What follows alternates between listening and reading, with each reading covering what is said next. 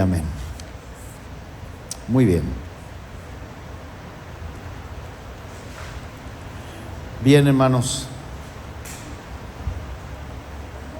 Salen los niños, salen a su clase.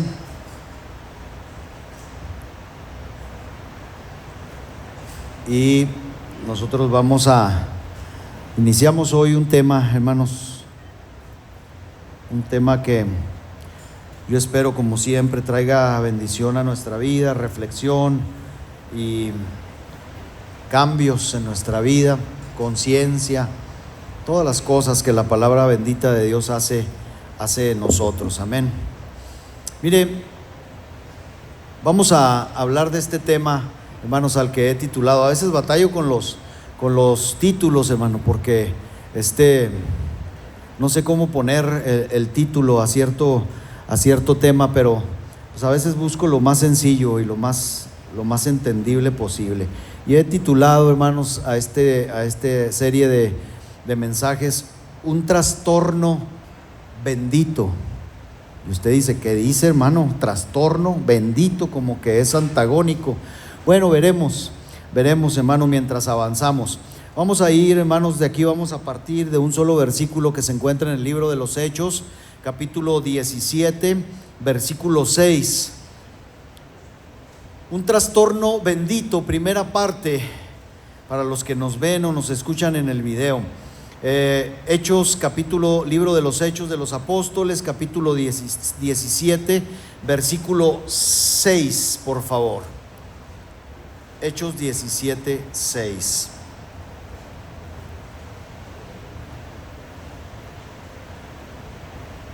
¿Estamos, hermanos? Si no, puedo esperar un poco más, no se preocupe. Ustedes me esperan al final y yo los espero ahorita.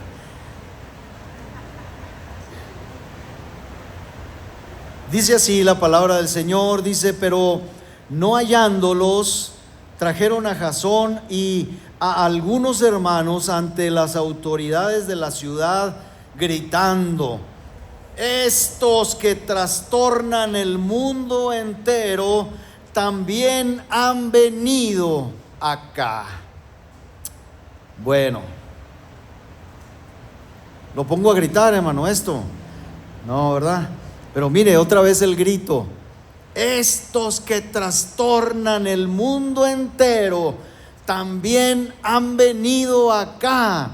Mire, si leemos el contexto, que yo espero que usted lo conozca, de este pasaje, nos vamos a dar cuenta de que se trata la ocasión en que Pablo y Silas llegan a Tesalónica.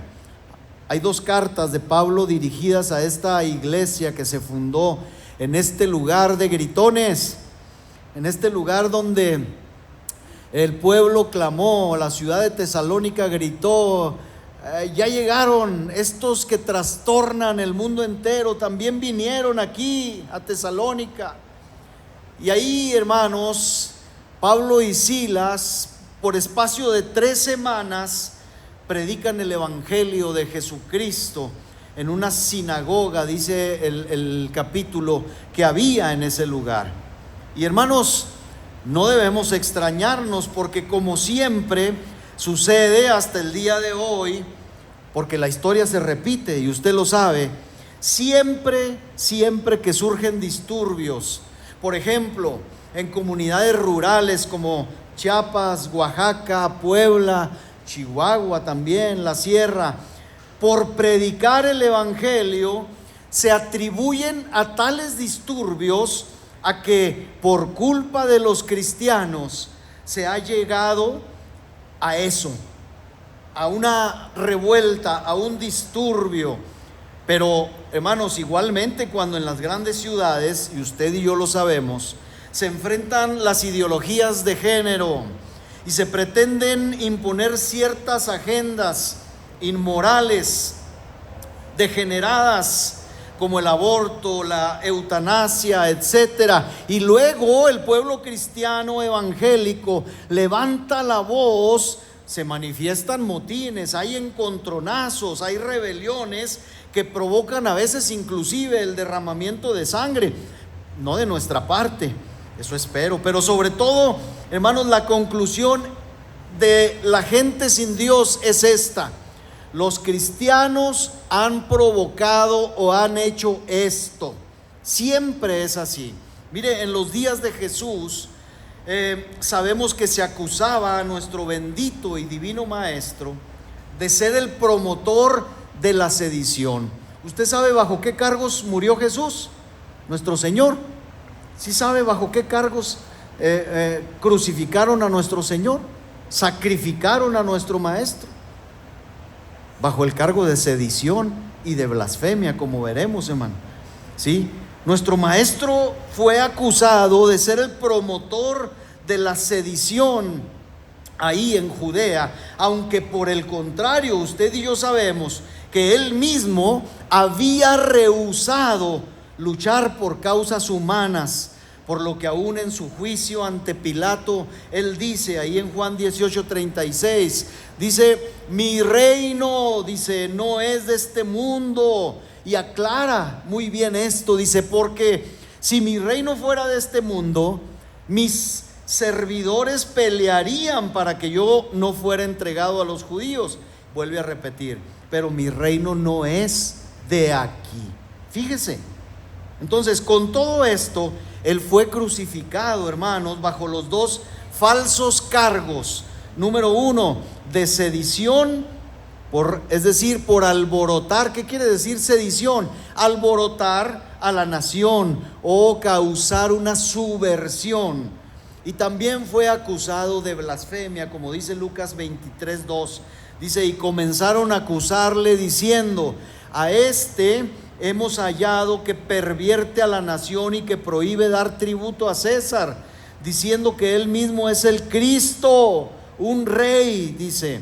Y entonces, hermanos, la prueba definitiva del cargo legal, es decir, en contra de la nación, en contra del emperador, el cargo por sedición por el que murió Jesús, quedó registrado, hermanos. Eso quedó registrado en la Escritura, en la inscripción misma que Poncio Pilato mandó colgar en la parte superior de la cruz. Y es que la ley romana, hermanos, estipulaba, escuche, que cada crucificado debía llevar un cartel en la cruz, un título que explicara públicamente a los transeúntes, es decir, a los que pasaban ante las cruces, el delito exacto que habían cometido. ¿Y esto para qué? Pues para que sirviera como advertencia a los que pasaban por ahí y se portaran bien. Y el Evangelio de Juan registra precisamente, y usted lo sabe, le estoy dando las razones. A veces leemos la Escritura y a veces no entendemos las razones del por qué dicen los evangelistas o los apóstoles que escribieron ciertas cosas. Juan registra el cargo exacto con estas palabras. Juan 19:19 dice: escribió también Pilato un título. Fíjese, ¿quién lo escribió?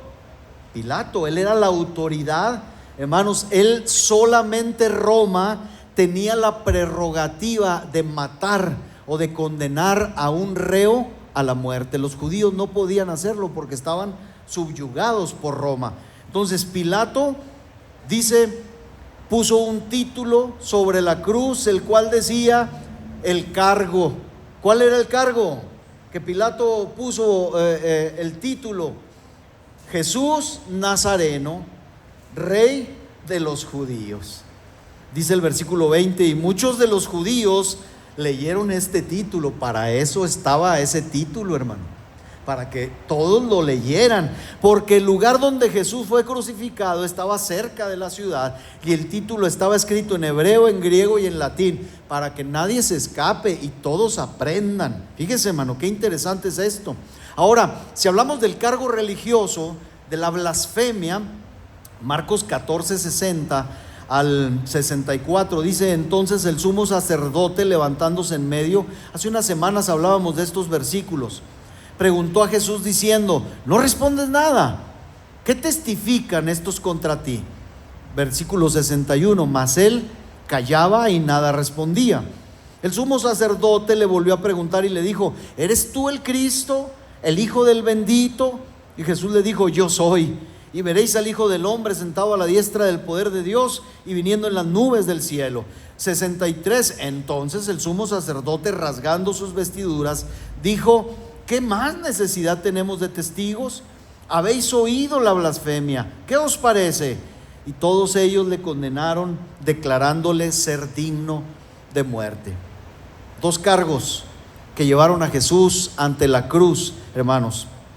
Ahora bien, este delito, hermanos, según la ley de Moisés, me refiero a este último delito, el delito de blasfemia. Según las leyes judías, según la ley de Moisés, hermanos, ¿se pagaba cómo? ¿Con la cruz? No. Los judíos no tenían por costumbre, hermanos, colgar a las personas. Se pagaba con la lapidación. ¿Qué quiere decir lapidación? Apedreamiento. Los que blasfemaban el nombre de Dios o blasfemaban contra Dios eran dignos de ser apedreados. Eso decía la ley de Moisés. Pero volvemos a recalcar, hermanos, como los judíos estaban bajo el dominio y gobierno de Roma, no tenían el derecho legal de ejecutar a nadie. Pero la sentencia y el cargo fue llevado ante Pilato. Bueno, hermanos, así esta misma historia de Pablo y de Silas ocurrió siempre, hermanos, con los apóstoles, no nada más con Pablo y Silas. Doquiera que iban a predicar el evangelio los apóstoles, hermanos, los judíos se les oponían, buscaban soliviantar al común de los ciudadanos para poner fin a su ministerio. Y allí, hermanos, en Tesalónica, los propios judíos provocaron, hermanos, un gran tumulto y tomaron consigo, dice la escritura, léalo en casa, a algunos ociosos hombres, dice ahí el contexto, hombres malos, juntaron una turba, alborotaron la ciudad y asaltaron la casa de este hombre llamado Jasón, que aparece en nuestro texto de donde despegamos. Y, hermanos, procuraban sacarlo al pueblo, aunque culparon del tumulto, ¿a quién? A los apóstoles, diciendo: estos que trastornan el mundo entero también han venido acá. Y, hermanos, así consecutivamente este actuar fue seguido a todo lo largo y tiempo en que el imperio romano tuvo el poder, incluso hasta el tiempo, hermanos, en que la religión cristiana se convirtió en la religión de Estado, porque ustedes saben, hermanos, que llegó un día en que un emperador llamado Constantino dijo: todo el imperio, todos los que sean parte del imperio romano tienen que creer en Cristo, entre comillas, ¿sí? Y entonces la religión cristiana fue obligatoria. Y usted dice: qué dicha, qué bendición. Hermanos, le voy a decir algo, ni aún así, hermanos, aún así más bien, nunca sobrevino una calamidad a Roma. Nunca se presentó una guerra, nunca se presentó una hambruna o una peste sin que el populacho clamara: los cristianos a los leones. De verdad, hermano, los cristianos son los culpables. Mire, el propio Nerón atribuyó el incendio de Roma a los cristianos. Usted conoce la historia, es más, es parte de la historia secular. Aún cuando casi se sabe, hermanos, que el propio Nerón, el propio emperador, había sido el incendiario. Esto fue así, pero la culpa fueron los cristianos, la llevaron los cristianos. Los creyentes en Jesús eran calumniados como si fueran una alcantarilla, hermanos, común, en la que había de vaciarse, de volcarse toda la inmundicia del pecado y de la culpa. Y ustedes, hermanos, notarán que hasta este día el mundo todavía culpa de sus males a los cristianos. Ya mencioné algunos de nuestros hermanos en algunos estados que sufren por su fe. Hermanos, los chiapanecos, en Oaxaca, en Guerrero, se sufre, hermanos, por la fe. Se les impone la culpa y la carga de que los males de ciertos pueblos son culpa de la iglesia de Dios, de los creyentes. Yo no puedo, hermanos, olvidar que en su momento, en la misión Tarahumara, fuimos amenazados diciendo que esperarían a que nos reuniéramos en ese pequeño templo. Rafa lo conoce, Luis Carlos lo conoce, un templo pequeñito, con una congregación ciertamente pequeña. Y hermanos, cuando nosotros llegamos a los meses, empezaron las amenazas, y las amenazas eran: vamos a dejar que se reúnan en ese pequeño templo, le cerramos las puertas y los incendiamos, los matamos. Hermanos, a mí no se me olvida eso, para quemar a ese pequeño grupo de locos que nos reuníamos ahí.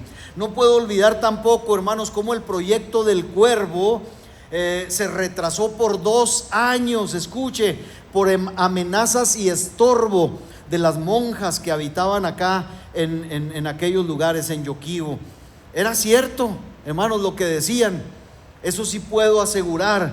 Los hombres que trastornaban el mundo habían llegado hasta allá, hasta Yoquibo, y no solamente hasta Yoquibo, hasta el Cuervo, hermanos, hasta el Cuervo, ese lugar, hermano, tan alejado, donde no se podía llegar, hermanos, más que a lomo de bestia, es decir, en burro, en caballo, en mula. Era la única forma de llegar ahí, hermanos. Pero cuando llegaron los que trastornan el mundo, hermanos, no solamente fuimos a caballo, sino que abrimos un camino, hermano, con dinamita, con máquinas, con manos humanas, hermano, y llegamos hasta allá a trastornar el Cuervo. Por eso en ocasiones me encanta leerles, hermano, los avances que hay ahora con los hermanos que tomaron la estafeta allá en el Cuervo, con Yasmín, con Josué, con Candice, con la pequeña Clarita. Hermanos, no se olviden de orar por los misioneros. Hermanos, todas estas cosas son culpa de nosotros. Todo acto atroz debe ser inculpado al Santo Evangelio, curiosamente.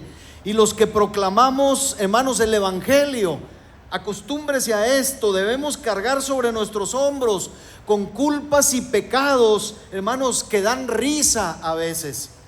Cuando abrimos por primera vez el orfanato, hermanos, en Yoquibo, le voy a decir esto y usted se va a reír junto conmigo. Había familias, hermanos, tan necesitadas, había niños tan necesitados que debían de estar en la casa hogar, pero sus tutores, ya sea la mamá sin papá, no quería meterlos. ¿Sabe por qué? Porque se corrió en el pueblo, hermanos, la ridícula acusación de que nosotros criábamos niños, los engordábamos, los hacíamos salchicha, y luego venían los gringos para llevarse la salchicha. Da risa, ¿verdad? Pues con esto hay que cargar, hermano. Yo me reía y yo decía, pero qué tontería es esa. ¿A quién se le ocurre? ¿A quién se le ocurre andar con esas tonterías? Hermanos, esto era lo que nos inculpaban, esto era lo que ponían sobre nosotros. Así que, hermanos, acostúmbrese. Pero debemos saber algo, hermanos. Nosotros no tenemos que refutar nada de eso que se dice de nosotros. La calumnia es demasiado vana para que sea necesaria una refutación. ¿Acaso podría ser cierto que aquellos para quien el Evangelio es amor fueran los promotores del disturbio, como Pablo y Silas? ¿Podría ser justo por un momento culpar al Evangelio por el motín, por la rebelión, cuando su propio lema, según Lucas 2:14, es gloria a Dios en las alturas y en la tierra paz, buena voluntad para con los hombres? Entonces, ¿será, hermanos, posible entonces que nosotros promovamos la rebelión, el motín? Hermanos, ¿y acaso los seguidores de Cristo no hemos sido en todo momento una generación pacífica? Hermanos, los peleoneros no son de Cristo, Los peleoneros no somos de Cristo. Tenemos que cuidar mucho este tipo de conductas, porque entonces nos acusarían con verdad, con certeza. Pero hermanos, nosotros la generación, hermano, de cristianos de todas las épocas, se supone que somos una generación pacífica. Esto ha sido siempre así, excepto, ahí le va, excepto cuando se pretende coartar la libertad de nuestra conciencia y se nos trata de impedir adorar a Dios como debemos hacerlo, y en cuyo caso no seremos hombres dispuestos a doblar nuestras rodillas ante los tiranos, ante los reyes, sino que tomaremos el ejemplo de otros como Pedro, Juan, los apóstoles, cuando se les dijo en Hechos 5:28: no os mandamos estrictamente que no enseñaseis en ese nombre, y ahora dice: habéis llenado a Jerusalén de vuestra doctrina y queréis echar sobre nosotros la sangre de ese hombre, es decir, de Cristo. No, nosotros no queremos echarle la sangre, la culpa a nadie. Cada quien toma la culpa que le corresponde, y ellos por su propia voz, por sus representantes, habían dicho: su sangre sea sobre nosotros y sobre nuestros hijos. Así que los cristianos no imponían la culpa, ellos solo se las habían impuesto. Y cuando se les ordenó no predicar en ese nombre, ¿qué sucedió? Dice el versículo 29: respondió Pedro, respondieron los apóstoles y dijeron: es necesario, señores, obedecer a Dios antes que a los hombres. Hermanos, usted y yo sabemos, nunca seremos promotores de la rebeldía, a menos que, como a Daniel, se nos quiera imponer el que adoremos a los falsos dioses o a lo que no es Dios. Daniel 6:7 en adelante dice: todos los gobernadores del reino, magistrados, sátrapas, príncipes y capitanes han acordado por consejo que promulgues un edicto real y lo confirmes, que cualquiera que en el espacio de 30 días demande petición de cualquier dios u hombre fuera de ti, oh rey, sea echado en el foso de los leones. El versículo 10 dice: cuando Daniel supo que el edicto había sido firmado, entró en su casa, y abiertas las ventanas de su cámara que daban hacia Jerusalén, se arrodillaba 3 veces al día y oraba y daba gracias delante de su Dios, como lo solía hacer antes. Claro, hermanos, hay momentos, hay ocasiones, hay excepciones como estas, donde obviamente no seremos rebeldes ni propiciaremos motín, pero hermanos, haremos lo que tengamos que hacer: adorar a nuestro Dios, darle gloria a Dios, predicar el nombre de nuestro Dios. Y hermanos, esto no podrán impedírnoslo. Nunca seremos desobedientes a las autoridades impuestas por Dios, a menos que se nos quiera obligar a adorar a otros dioses, como a los 3 jóvenes hebreos. Dice Daniel 3:16 al 18: Sadrac, Mesac y Abednego respondieron al rey Nabucodonosor diciendo: no es necesario que te respondamos sobre este asunto. Mire qué manera, hermanos, de imponer la verdad. A ver, ¿se acuerda que le acabo de mencionar que a veces no hay que refutar nada? Hay que decir la verdad. Mira, no hay necesidad de discutir, no hay necesidad de refutar nada, no es necesario que te respondamos sobre este asunto. Dice el 17: he aquí nuestro Dios a quien servimos puede librarnos del horno de fuego ardiendo, y de tu mano, oh rey, nos librará. Y el 18: y si no, sepas, oh rey, que no serviremos a tus dioses, ni tampoco adoraremos la estatua que has levantado. Y así, con sus contadas excepciones, hermanos, el pueblo de Dios es un pueblo pacífico que promueve buenas noticias para todos. ¿Sí o no? Sí, hermanos.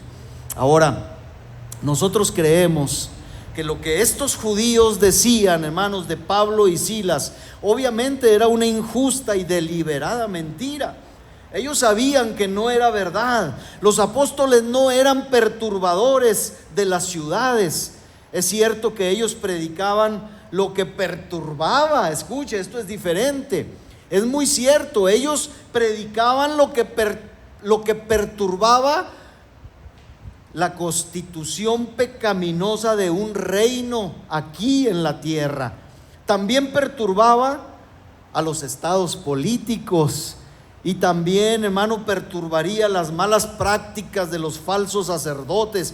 Pero la intención, hermanos, de los apóstoles nunca, hermanos, nunca fue la de provocar un alboroto anárquico, ¿sí? Nunca fue eso. Ellos en verdad venían a levantar en armas a los hombres en contra del pecado. Ellos desenvainaban la espada contra la iniquidad, sí, pero no representaban ninguna batalla contra los hombres por el solo hecho de ser hombres, ni contra los reyes por el solo hecho de ser reyes. Más bien ellos proclamaban por doquier una guerra sin cuartel contra la iniquidad y el pecado y contra el mal. Mire qué forma de perturbar, mire qué forma y qué manera de perturbar. Sin embargo, aunque ellos decían que los apóstoles trastornaban el mundo, y con eso querían decir que eran perturbadores de la paz, ellos estaban diciendo algo muy verdadero, hermanos, porque el evangelio de Cristo, en efecto, escuche, en efecto, el evangelio de Cristo trastorna el mundo, trastorna el mundo. Digo esto porque antes de Cristo, hermanos, y esto lo mencionamos de pasadita, creo, en la última reunión de célula, los que estaban antes de Cristo, los que estaban en la parte superior de la pirámide, hermanos, en este mundo, en la sociedad, en todos los aspectos ideológicos, de autoridad, de conocimiento, esos que estaban a mero arriba estaban mal ubicados cuando viene Cristo y trastorna el mundo. Y ahora que el evangelio es predicado, y cuando al fin prevalezca nuestro mensaje, pondrá al mundo en la posición correcta. ¿Cómo? Trastornándolo totalmente, hermanos. El evangelio de Cristo trastorna, Cristo trastorna, y la iglesia debemos trastornar este mundo. Así que, mundo, acostúmbrate, porque tienes que ser trastornado. Así que en estas semanas, hermanos, pues voy a intentar mostrar cómo el evangelio de Cristo trastorna el mundo de diferentes maneras. Número uno, esta fue la introducción. Número uno, el evangelio de Cristo trastorna el mundo en lo tocante a la posición ocupada, hermanos, por diferentes clases de hombres. El evangelio de Cristo, hermanos, trastorna el mundo tocante a la posición que ocupan las diferentes clases sociales de hombres. Mire, en la estima de los hombres, cuando los hombres sin Dios piensan en el reino de los cielos, es algo parecido a esto que le voy a contar. A mero arriba, en lo alto de la pirámide, a mero arriba, en ese piquito, en ese triangulito último, está ¿quién? Está ubicado el más grande maestro, piensan ellos. Ese hombre sumamente venerable, estimable, excelente doctor en teología, el filósofo tal vez, el hombre verdaderamente ilustrado, el que sabe todo de todo, el hombre profundamente instruido, el hombre inmensamente intelectual. Él está colocado ahí, en ese ápice, en esa punta, y está en lo más alto. ¿Por qué? Porque es el más sabio, según el mundo, escuche, según el entendimiento del mundo. Y luego poquito más abajo de él hay una clase de hombres que son profundamente eruditos también, no tan capaces como el primero, como el mero, el papas fritas, dicen ahí. Había un hombre, no sé si todavía viva, ahí en Yoquibo, hablando ahorita que me acordé de esto, porque este hombre me veía predicar desde afuera, hermanos, un tarahumara, y me daba mucha risa porque me veía de afuera del cerco predicar en aquella iglesia, y luego él era albañil, Y entonces una vez que lo contratamos, andábamos ahí trabajando y ya en confianza me dijo, oye, y luego así con una risita así burlona me decía, entonces tú eres el papas fritas, me decía. Y yo me reía, y yo le decía, ¿por qué me dices eso? No, sí, tú eres el papas fritas, me decía. A veces, hermano, pensamos y decimos, después de ¿verdad? Después del papas fritas, siguen estos, ¿verdad? No son como el papas fritas, pero están también muy arriba.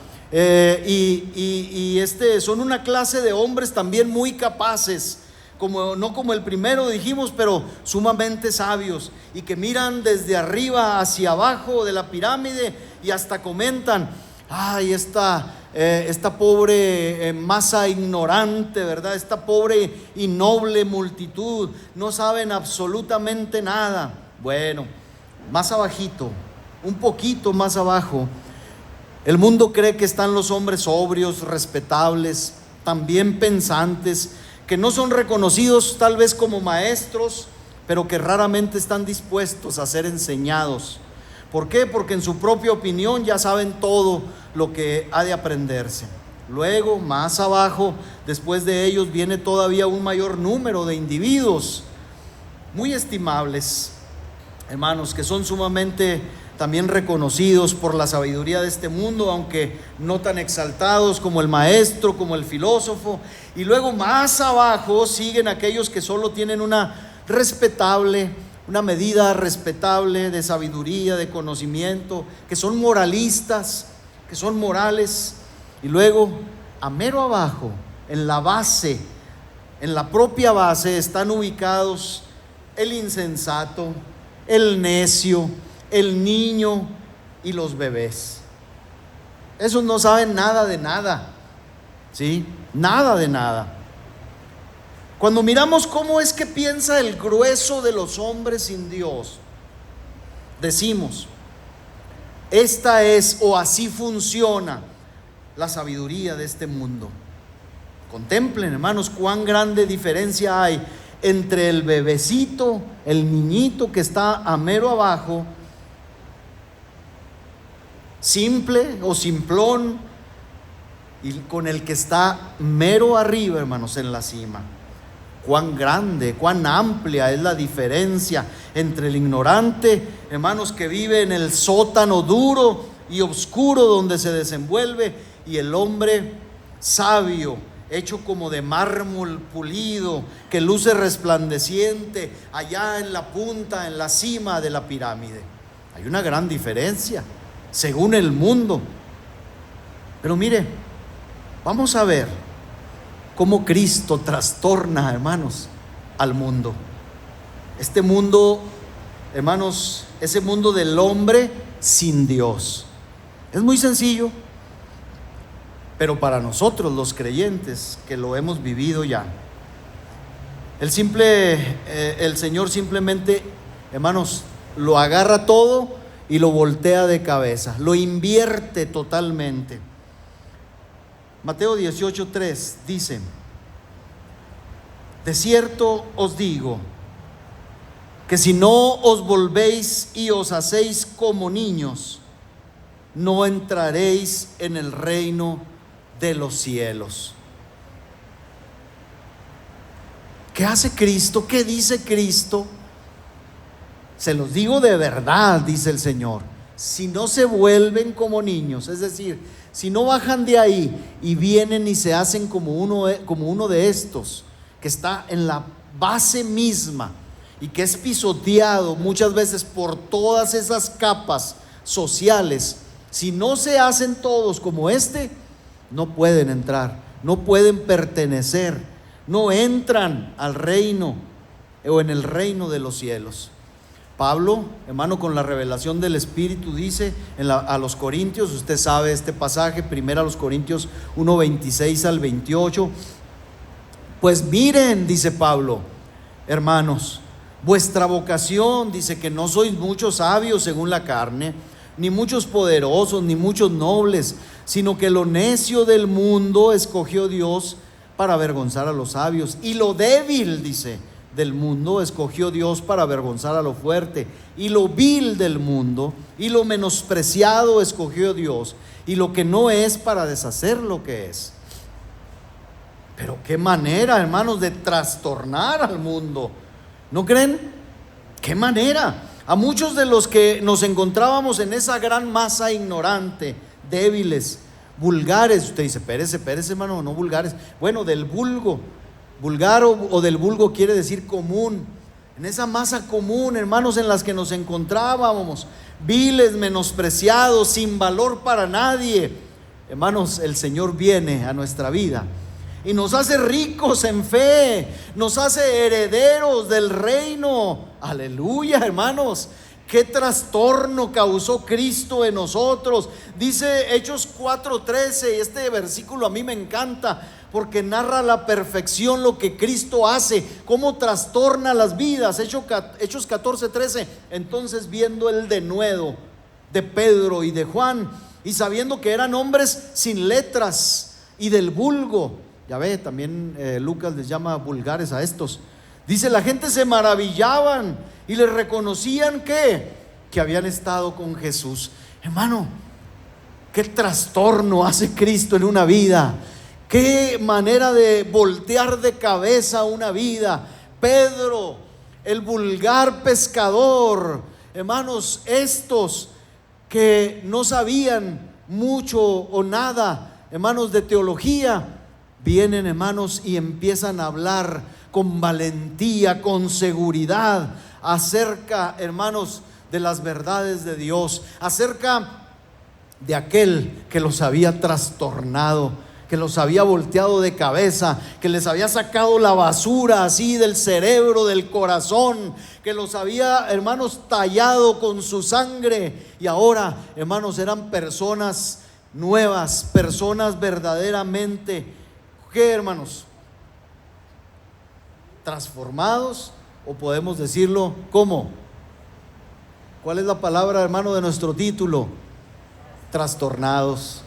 Yo sé que cuando hablamos de la palabra trastorno, hermanos, pensamos psiquiátricamente y pensamos como el mundo, pero la palabra de Dios, hermanos, usa esta palabra como algo bueno, como algo, hermano, que ha de notarse y reconocerse. Hermanos, Cristo Jesús, su Espíritu Santo y su Santo Evangelio trastornan precisamente toda la urdimbre, todo el entramado social de este mundo. Y entonces el sabio, o el que se creía sabio, descubre ahora que tiene que subir por las escaleras para buscar la verdadera sabiduría. Él ha estado procurando toda su vida, en la medida de lo posible, alejarse de la simplicidad crédula de los niños.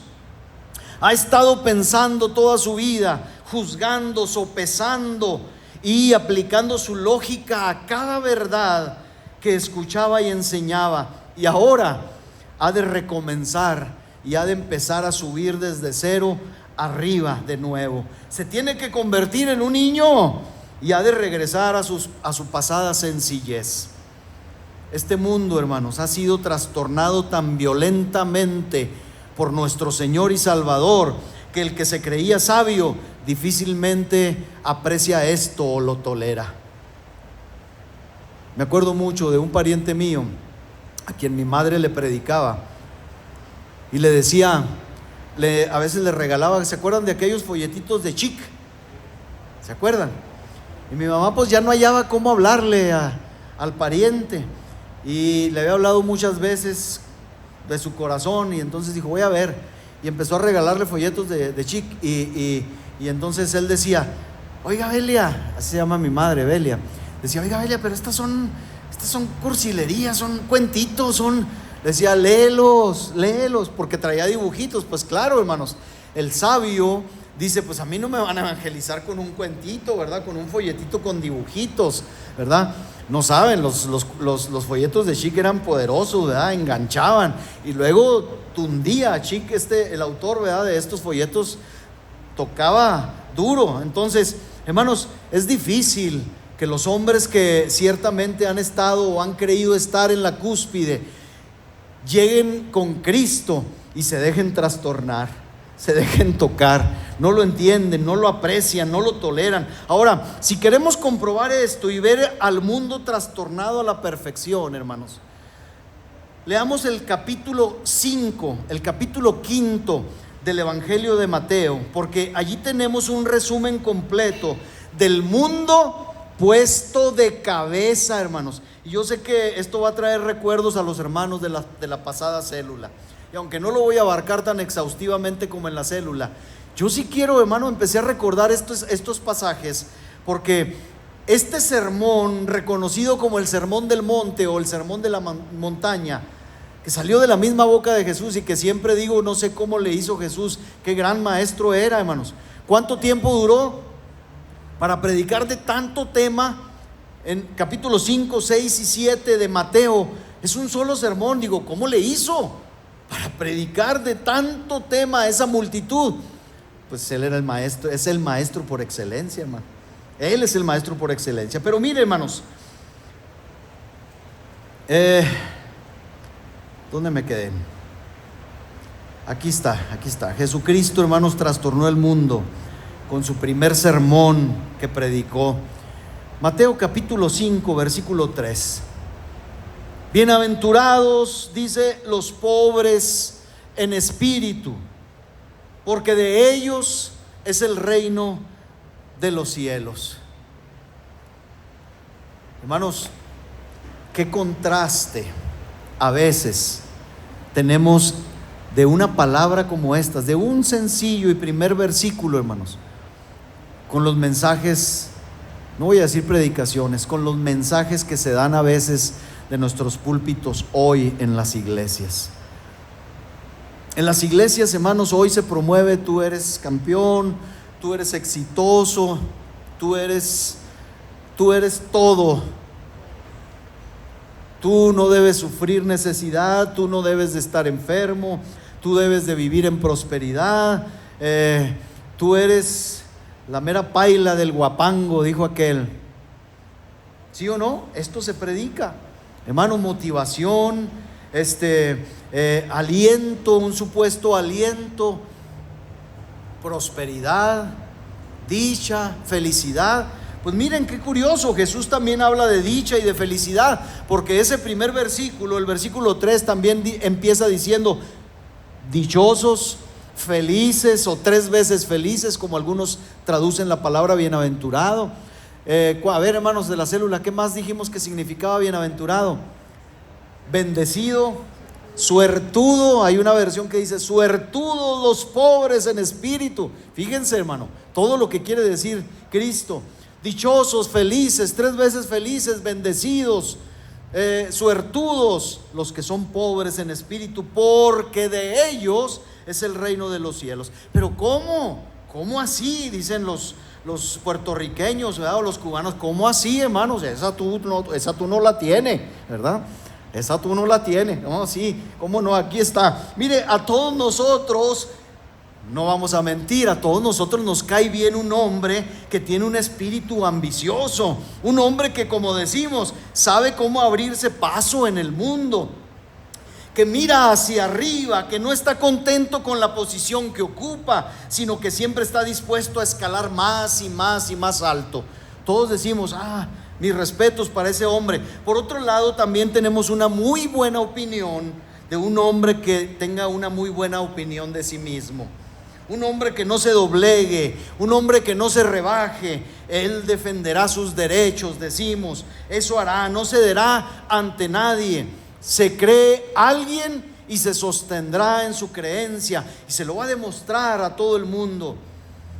A veces decimos: no, esa persona no es como algunos de sus semejantes, apocados, temerosos, que se contentan con la pobreza, que se quedan tranquilos con lo que tienen. Él no se quedará contento con nada, decimos. Siempre desea más y va por más. Hermanos, ¿cómo admira el mundo a un hombre así?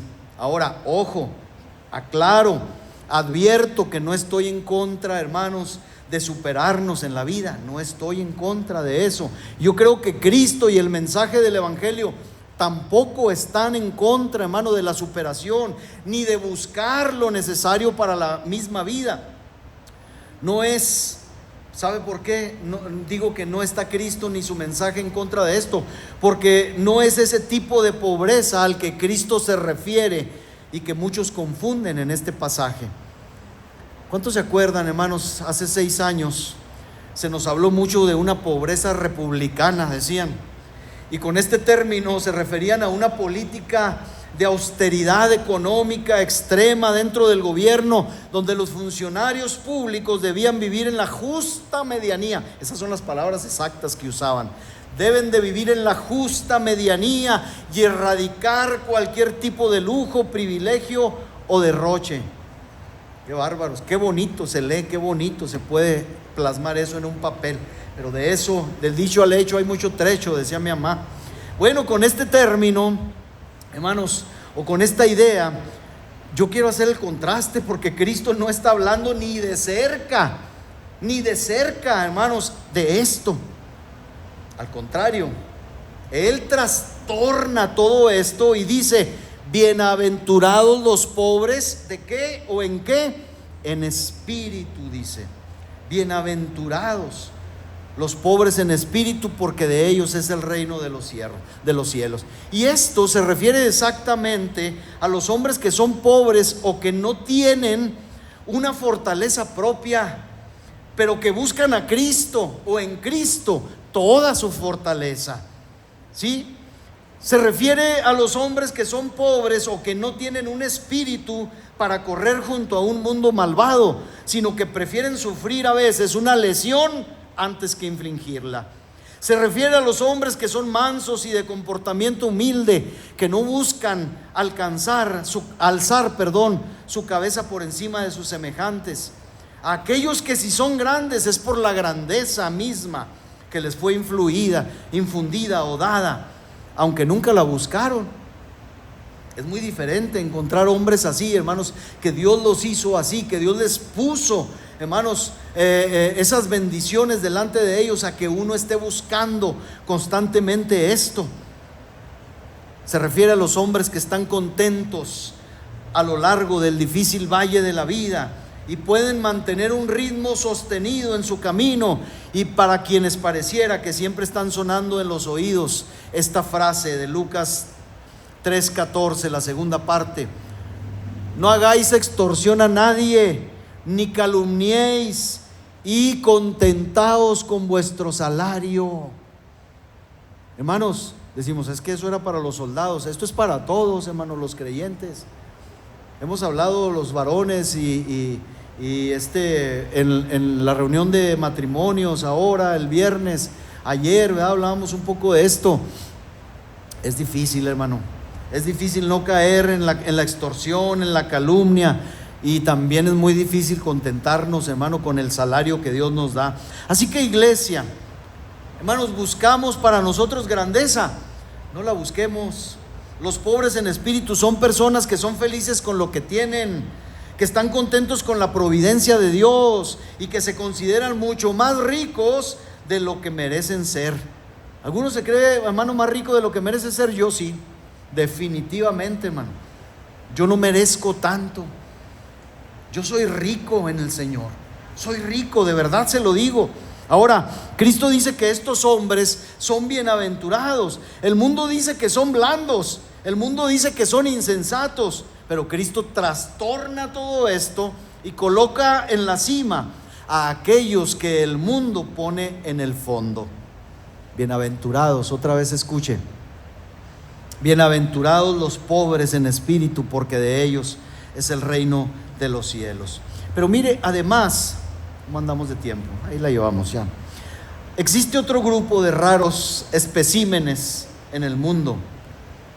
Son personas que con frecuencia están lamentándose y llorando. Mateo 5:4 dice: bienaventurados, otra vez, felices, 3 veces felices, dichosos, suertudos. ¿Quiénes? Los que lloran. ¿Qué? Los que lloran. ¿Cómo? Los que lloran. Felices los que lloran. ¿Por qué? ¿Por qué razón podría ser un hombre feliz al llorar? Porque ellos van a recibir consolación, dice aquí. Debo decir, hermanos, que no descubriremos fácilmente, obviamente, a estos llorones. Se supone que no debemos conocer, hermanos, tan fácilmente a estos llorones, porque su Señor, el que los trastornó, les ha dicho que cuando ayunen, unjan su rostro para no mostrar a los hombres que ayunan. Su Señor les ha dicho que cuando oren, supliquen y rueguen, no lo hagan públicamente para ser escuchados por los demás. Su Señor les ha dicho que cuando den, que cuando ofrenden, cuando ayuden, que no sepa su mano izquierda lo que hace su derecha. Y así, dice la Escritura, andando y llorando secretamente delante de Dios, tendrán que gemir y lamentar muchas veces. Tendrán que colgar sus arpas sobre los sauces y tendrán que llorar y lamentar por su propio pecado. ¿Se acuerda que hablamos, hermano, de esto hace poco? Y también van a lamentar por el pecado de los demás. Porque lo primero que nos viene, la primera pregunta que nos viene a la mente es: ¿por qué llorar? ¿Por qué tengo que llorar? Pues mírate, hermano, mírome. Si yo me miro, tengo muchas cosas por qué llorar. Si yo miro el mundo de fuera, hermanos, tengo mucho por qué llorar. Si miro a mi familia, tengo mucho por qué llorar. Un día, cuando el profeta Isaías, hermanos, que era un profeta de Dios, a quien Dios le hablaba, le daba su mensaje, que pudiéramos decir que estaba acostumbrado a vivir cerca de Dios, dice la Escritura, que vio al Señor sentado en su trono, en un trono alto y sublime, y voces, hermanos, angelicales decían: Santo, Santo, Santo es Dios de los ejércitos, nuestro Dios. Y entonces dice la Escritura, hermanos, narra que este profeta, hermanos, dijo: ay, ay, ay, ay, dijo, de mí, que soy muerto, dijo, porque soy un hombre, se miró a sí mismo, soy un hombre de labios inmundos, estoy mal, estoy frito delante de Dios. Levantó ayes de dolor, de lloro, de queja por su vida, pero no solamente por él. Dijo: y también vivo, ¿dónde? En un lugar lleno de hombres, de labios inmundos también.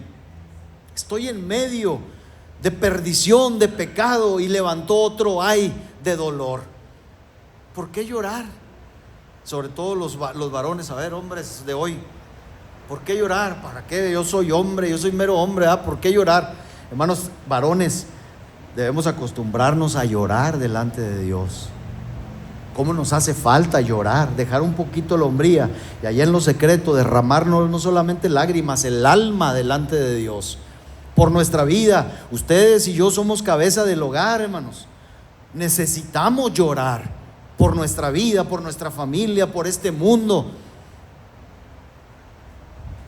Estoy hablando de creyentes, hermano. Estoy hablando de los creyentes. Y sí, aunque algunos no lo crean y aunque algunos no lo quieran, tenemos mucho por qué llorar. Yo no les voy a hacer una lista, hermanos, no voy a hacer una lista de lo que tiene que ser cambiado en nosotros, en ustedes, en mí, y que por las cosas que debiéramos implorar llorando, hermanos, por ese cambio. Y qué decir, ya le dije, de nuestras familias, ¿verdad?, que no están en Cristo, que corren peligro de condenación eterna. Y esto sin contar el mundo que cada vez más podrido, hermanos, está ese mundo en el que nos desenvolvemos.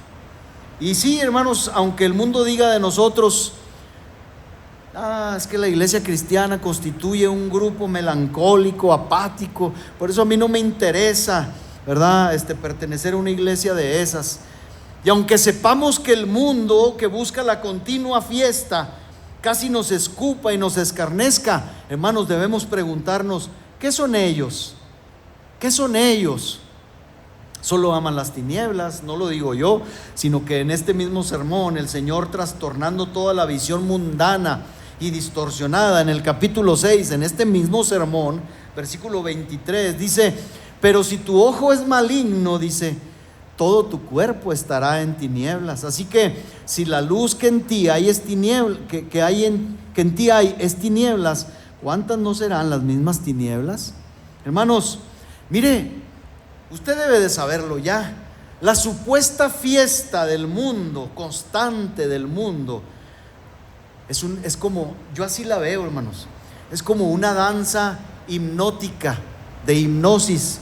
Están danzando hipnotizados, hermanos, y al fin esa danza los va a conducir, o va a conducir a los hombres, esos que no quieren llorar y esos que quieren estar de fiesta continuamente. Esa danza hipnótica, macabra, oscura, los va a conducir, hermanos, a otro lloro, al lloro y al crujir de dientes que dice la Escritura, mientras que nuestro lamento hoy, nuestro llanto, hermano, tiene promesa divina. ¿Qué dice? Porque ellos recibirán consolación. Hermana querida Aurora,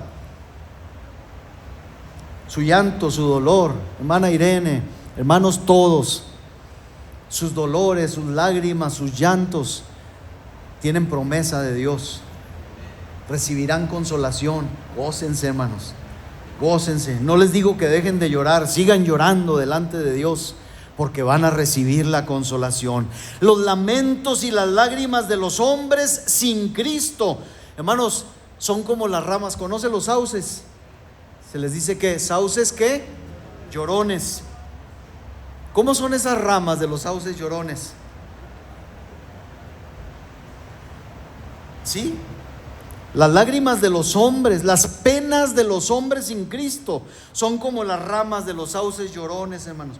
Cuelgan apuntando hacia el suelo. Pero sabe que la vida del bienaventurado Hijo de Dios son como las ramas, hermanos, ¿de qué? Del alto álamo que apuntan, hermano, a muy alto hacia el cielo. Bendito sea Dios. Creo y lamento que ni aún, hermanos, muchos cristianos, después de mucho tiempo de estar en una iglesia, escuchando la palabra y leyendo continuamente la Biblia, hemos entendido que Cristo, que Dios vino a trastornar la vida del hombre desde y hasta los cimientos. Digo esto porque a veces seguimos pensando, hermanos, que ciertas personas todavía tienen larga vida por delante. Hermano, ¿quién puede saber eso? ¿Quién puede saber eso? Que disfruten mientras puedan, decimos algunos.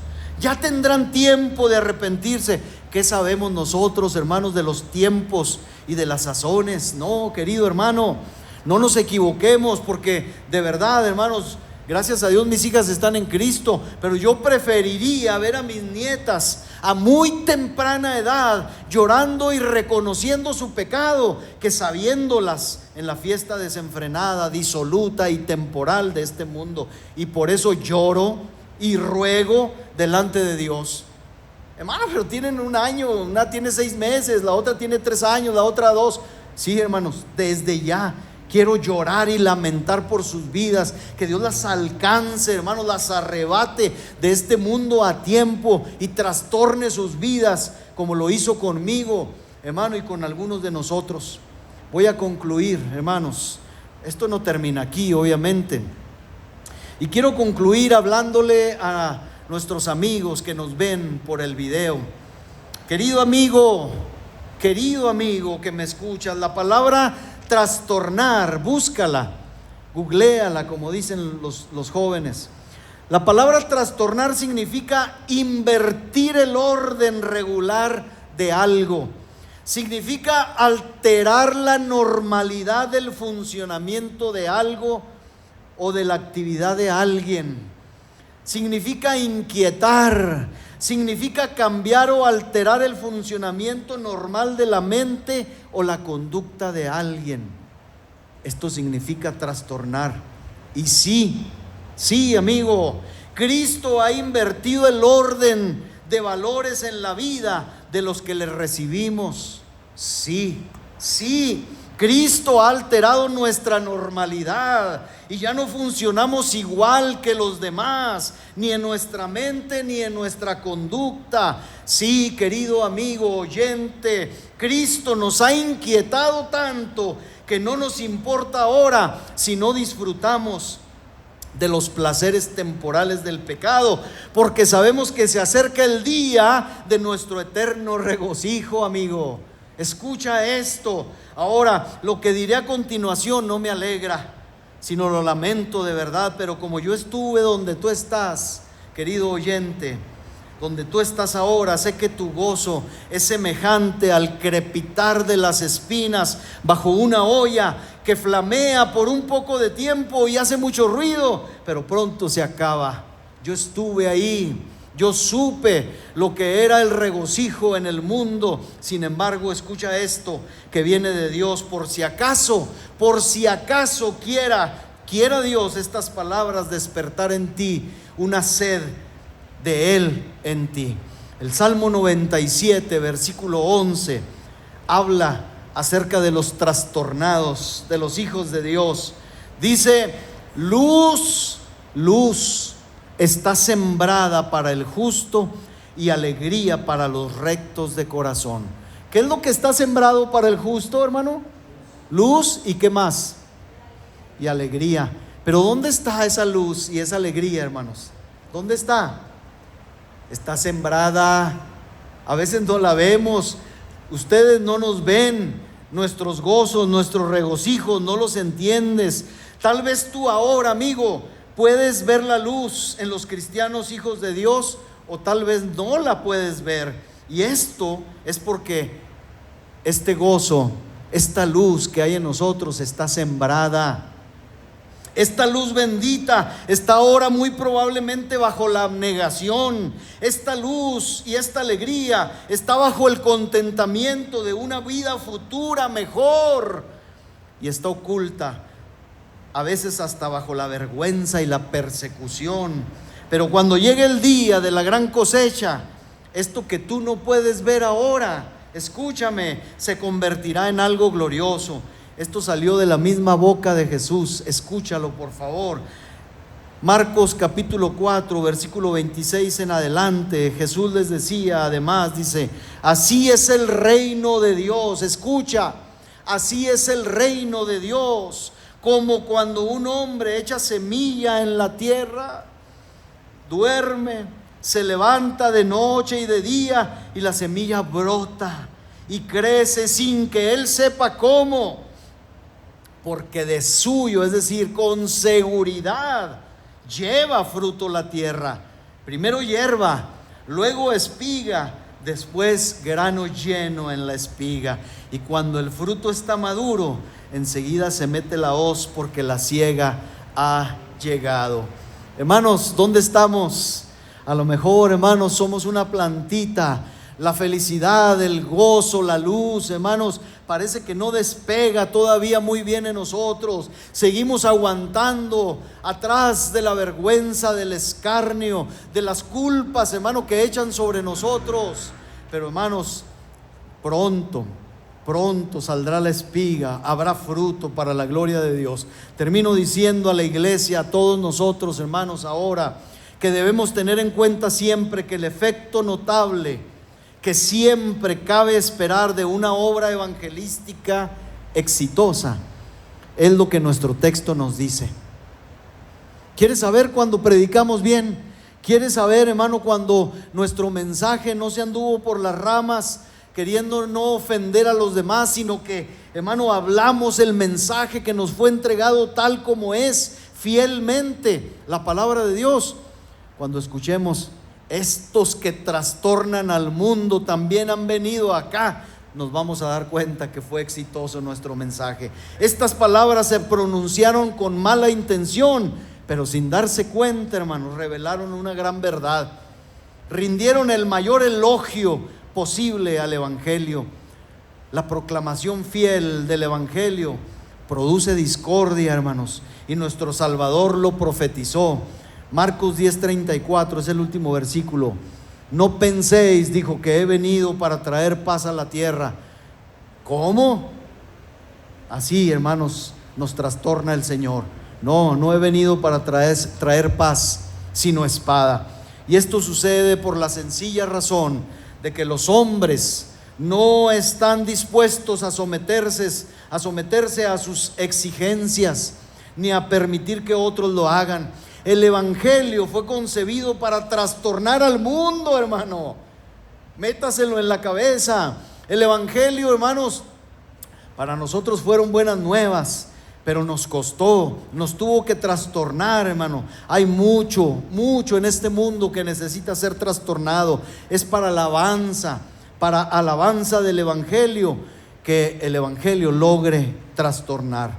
Ante él el vicio se desvanece, la virtud, hermano, verdadera se alza, la alegría reemplazará la tristeza, la sociedad, hermanos, es más pura y segura con el evangelio. Hermanos, el cielo comienza aquí y comienza ahora. Lo viejo pasa, cada vez más todo se vuelve nuevo. Eso espero. Y ahora, hermanos amados, ustedes, o los que de ustedes afligen su alma, alégrense, pues aunque el mundo nos coloque al fondo y al final con desprecio, Cristo nos pondrá, hermanos, en la cabeza del mundo. Eso se le dijo, hermanos, a Israel desde los tiempos primeros. Ustedes serán cabeza y no cola. ¿Se acuerdan? A ustedes les pedirán prestado y ustedes no pedirán prestado a nadie. Ustedes no van a huir de sus enemigos. Más bien sus enemigos, hasta cuando pisen una hoja, se van a asustar y van a huir. Hermanos, nosotros viviremos confiados y seguros. Y cuando Él termine en su gloriosa venida de trastornar este mundo con juicio, y nosotros al fin, hermanos, recibamos consolación, recordaremos, hermano, que un día todo lo que suceda será porque Cristo trastornó toda nuestra vida. Y por todo eso, hermanos, podemos decir: sí, Señor, ven y termina de trastornar este mundo, termina de trastornarlo, porque los que no quieran ser trastornados, hermano, por el mensaje del Señor, serán trastornados de otra forma en aquel día cuando Cristo venga a juzgar a los pueblos, a las naciones. Seguimos en este mensaje, hermanos, hay mucho que decir. Póngase de pie, el tiempo no nos permite hacer mucho más. Cada vez que usted y yo prediquemos el mensaje, hermano, del evangelio, acuérdese, va a estrujar a los oyentes, va a trastornar no solamente los oídos, los corazones, las entrañas de los que lo escuchen, y van a renegar y van a porfiar y le van a echar culpas a usted, hermano, de que usted es promotor, hermano, de estas ocurrencias como las que ya mencioné y demás. Pero recuerde, hermano, Cristo, hermano, y su mensaje nos ha trastornado. Bendito trastorno, ha cambiado, ha volteado, hermano, las cosas para nuestro bien. Oremos al Señor en esta hora. Gracias, Dios mío.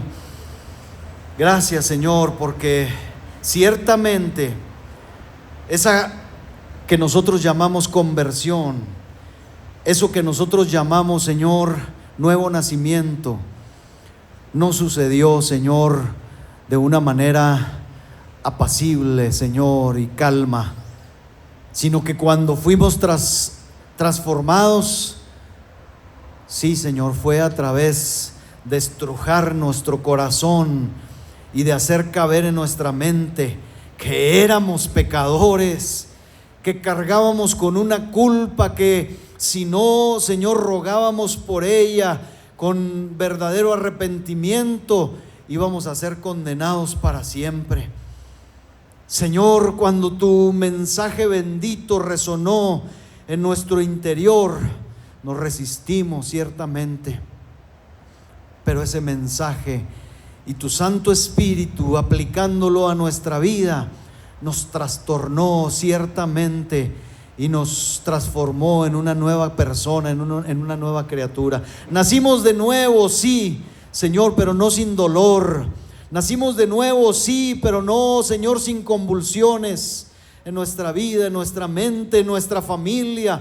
Muchos de los nuestros, Señor, dijeron Malaya el día en que se convirtió a esta religión. Malaya el día en que estos vinieron al Señor o a su religión, porque venimos, Señor, según ellos, a echar a perder la fiesta.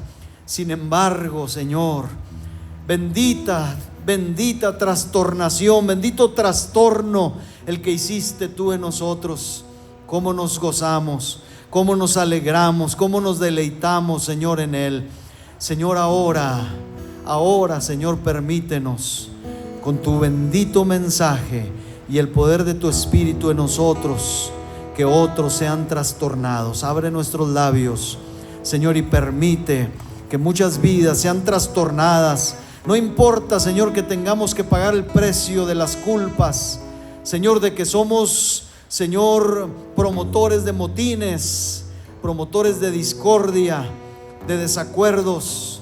Señor, no importa, Señor, pagaremos y llevaremos la culpa con tal de que este mundo, Señor, siga siendo trastornado. Que así sea, Señor, que así sea, en el nombre de Jesús.